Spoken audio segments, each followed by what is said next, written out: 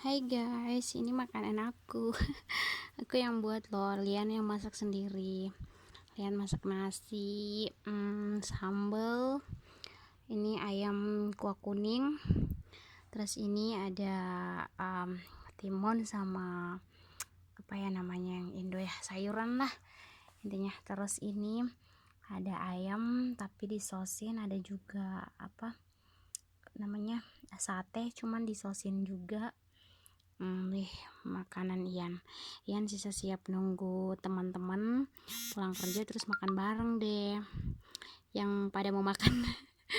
Ya setiap hari kebiasaannya kayak gini, masak buat teman kita makan rame-rame. Ya udah ya, makasih.